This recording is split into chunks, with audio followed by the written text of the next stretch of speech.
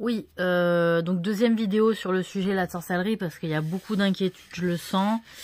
Donc, bon, sachez que, en fait, moi déjà à l'époque de Napoléon, hein, je me souviens, les femmes discutaient entre elles de savoir comment se nettoyer, se faire une toilette spéciale de l'anus.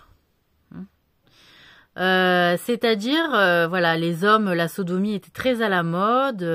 Bon, elle a eu des vagues de mode, hein, la sodomie, dans plein de temps, dans nos histoires. En fait, les femmes se filaient le secret d'une toilette spéciale de l'anus pour que le mec soit complètement dépendant de leur cul, quoi. Vraiment. Donc après, ça devait quand même marcher avec le bisou, marcher avec le vagin. Elles se font des toilettes intimes spécifiques que moi, j'ai pas voulu apprendre, hein, voilà. Mais il fallait que ce soit quelque chose de spécial. Hein. Elles avaient besoin de toujours faire des trucs un peu en secret, entre femmes, voilà, pour se filer les secrets. Donc, j'invite quand même tous les hommes, et peut-être les femmes aussi, hein, des femmes homosexuelles aussi, bisexuelles, etc. On peut être victime de sorcellerie au travers de relations sexuelles. Hein. Voilà, et ça date depuis des siècles, en fait. Hein. Elle se refile depuis au moins l'Antiquité, hein, avec le lait d'ânesse et tout, machin. Ça date de l'Antiquité, les secrets sur des toilettes spéciales intimes pour exciter le mec, hein, pour le rendre accro. Donc, je sais pas comment vous dire pour savoir si vous en êtes victime. Il faut voir si la personne vous correspond, si elle vous respecte, si vous avez des valeurs communes. Enfin, il faut remettre du raisonnement, hein, il faut remettre de la raison dans votre relation pour voir si c'est cohérent, c'est avec vous, avec ce que vous êtes, avec ce que vous défendez comme idée, comme principe, etc. Que vous n'êtes pas dans une situation que vous ne comprenez pas vraiment. Donc toutes les relations passionnées, je dis pas qu'il y a de la sorcellerie dessus, ça n'a rien à voir. Mais potentiellement, ça peut aussi être le cas.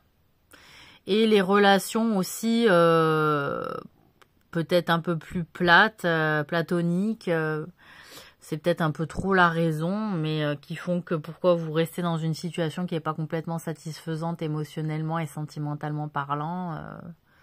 On peut se poser des questions aussi. Bon, posez-vous des questions, hein, hommes, femmes, et transsexuels aussi. Ils sont pas épargnés, hein, franchement. Qu'est-ce que je voulais dire transgenre, hein, parce que bon, c'est plus vaste. Qu'est-ce que je voulais dire? Oui, donc, il y a cette réalité-là, sexuelle, où il faut faire attention. Ceci dit, les relations que vous avez entre vous ne sont pas dénuées de raisonnement et de sens. La sorcellerie, elle est toujours bloquée, hein, et toujours arrêtée dans la limite que vous lui donnez ou que vous lui laissez. Hein. C'est-à-dire que un manque de compréhension sur une situation globale ne va pas vous aider à libérer un sortilège. Et donc, si vous restez focalisé sur une vision étroite, ça ne dénoue pas les nœuds de l'ensorcellement qu'a créé la sorcière en faisant des nœuds. Vous voyez, nous, on a un petit verset comme ça dans le Coran, dans une des dernières sourates, qui dit « Les sorcières qui soufflent sur les nœuds ». Parce qu'en réalité, elles font des nœuds qu'il faut apprendre à dénouer. Alors, ces nœuds se dénouent mentalement, ils se dénouent aussi dans les actes, ils se dénouent dans les énergies, dans les bonnes intentions. Voilà, Dieu ne nous laisse pas sans remède.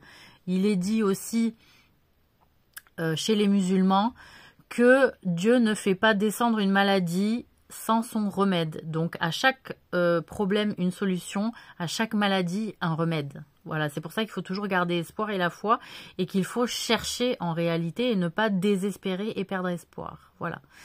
Ce que je voulais vous dire aussi, c'est bon, essayer de minimiser les relations, je veux dire, faciles, hein, sexuelles.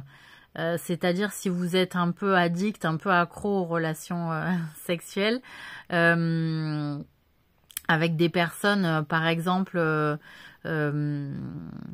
qui travaillent, hein, les travailleurs du sexe, j'ai envie de dire, essayez d'y aller un petit peu mollo, hein, essayez de temporiser un peu ces besoins-là, parce que en réalité, on n'est pas non plus épargné, hein, par les fluides, par les fluides aussi énergétiques, hein, il faut le savoir. Ceux qui travaillent dans les énergies, dans les approches un peu spirituelles, entre guillemets, New Age, qui ne sont pas dans la sorcellerie, qui sont vraiment dans l'analyse énergétique, etc., du monde, de la sensorialité aussi, il faut savoir que oui, il y a des flux, hein, qui se dispersent, et ça c'est prouvé, qui sont mouvants. C'est prouvé aussi scientifiquement. Alors scientifiquement, j'ai pas les données, j'ai pas les cas, les hypothèses vérifiées, etc., ni les noms des scientifiques qui ont bossé là-dessus, ni le domaine, mais on est quand même dans la métaphysique. Voilà. Qu'est-ce que je voulais dire? C'est tout pour vous rassurer, entre guillemets, remettez de la raison, hein, ne flippez pas en disant « ouais, on se fait ensorceler à tout bout de champ ». Voilà, soyez raisonnés, raisonnables. Après, s'il y a une tricherie malencontreuse, parce que même parfois il y a des choses qui vous lient, hein, de manière naturelle et de manière raisonnée, et pour autant la personne a fait de la sorcellerie, et ben il y a un petit... Des fois, elles sont un peu addictes, hein, ça j'en ai parlé plusieurs fois dans plusieurs vidéos. Elles sont un petit peu accros, elles ont le besoin de faire leur truc pour faire en sorte que vraiment la relation tienne, pour qu'elles aillent dans le bon sens, selon leurs craintes, parce qu'elles ont peur. Les personnes qui font de la sorcellerie, elles ont peur de perdre le contrôle et que la situation ou l'avenir ne soit pas comme elles l'ont voulu. Donc, elles ont vraiment besoin de contrôler. Donc, ça peut aller loin, mais ça peut être de toutes petites choses pour juste se rassurer aussi. Là, c'est vraiment, on est vraiment dans le cas typique de la personne qui est un peu victime du système, voilà, de sorcellerie qui a été mis en marche, où on a été éduqué un peu de manière de force et un peu solennelle. Moi, je sais que, mine de rien, j'ai fait partie...